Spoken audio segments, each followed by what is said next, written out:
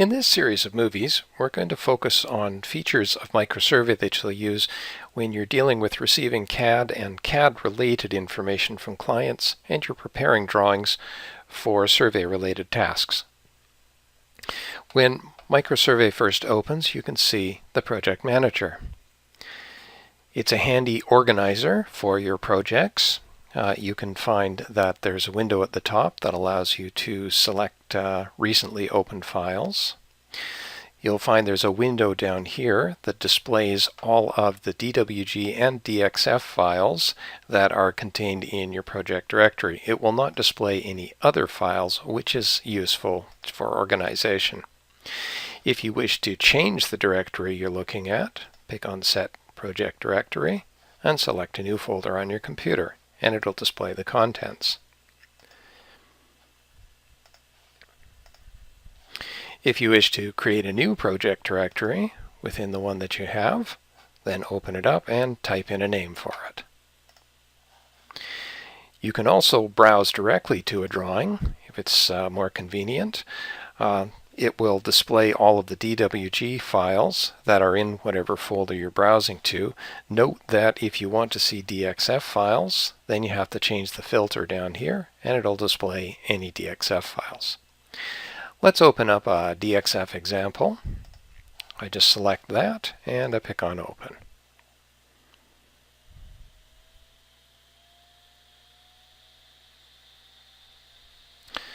So here's a DXF file, and whenever a drawing opens, we're always prompted to confirm the general configuration options. So your distance units, your direction format, you'll want to set those. Here is the drawing scale factor. This is a variable that controls the sizing of automatically created text and symbols, and ultimately it's also usually the number at which you plan to plot the drawing when you're all finished, if you're planning to do printing. Further down you'll see the AutoMap library. Watch for other videos on that topic. Further down you can select a coordinate system. If this is geodetic related information, this allows the program to calculate scale factors, latitudes, longitudes, and insert imagery. When you're satisfied with these settings, if you check this box on, it'll make them permanent, and just pick OK to close it. If you ever need to revisit those general configuration options, they're on the MS Tools ribbon and Job Defaults. Okay, I'm finished showing you how to open up a DXF, so let's close that. No need to make any saves. And let's reopen the Project Manager. And now we're going to open up a DWG file. So I'm back to the same folder that we were at before. And notice how I'm looking at a series of files, and these files are actually all related to each other. What we're looking at here is a master drawing, and then some of these other drawings you can see in the preview window on the right are actually inserted into that master drawing, and they're what's referred to as Xref drawings. So I'm going to open the master drawing, and it'll take a minute while it integrates all of the Xref files. Review the general config options and say OK.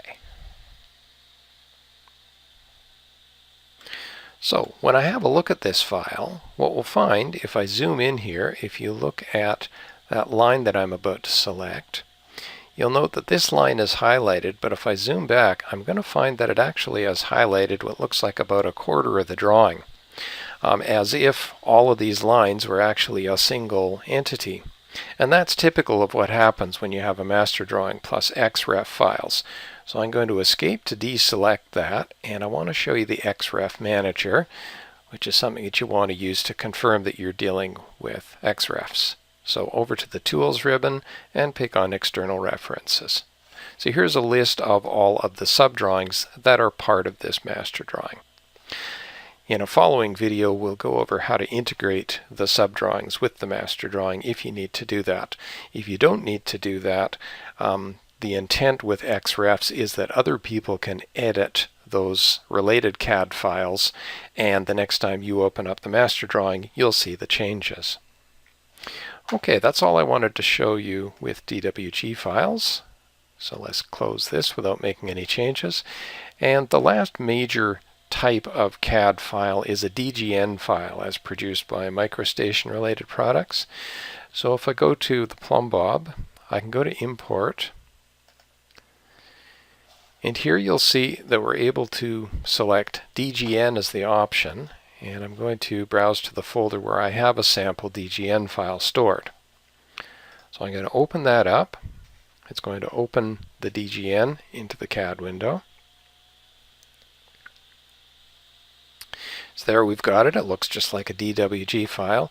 Only thing that we didn't see was we never did get to review the general configuration options. So that means this Dgn file isn't ready for us to work with it.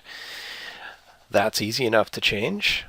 All we need to do is go to the Plumbob and to Save As, and we're going to save this as a Dwg file instead. So I'll just modify the name so that I don't overwrite a previous version. Pick on Save. Now watch for the general configuration options. That pops up. Again, configure these until you're satisfied. Oh, here's one where I think I'll just go to the pick from list and I'll update the coordinate system.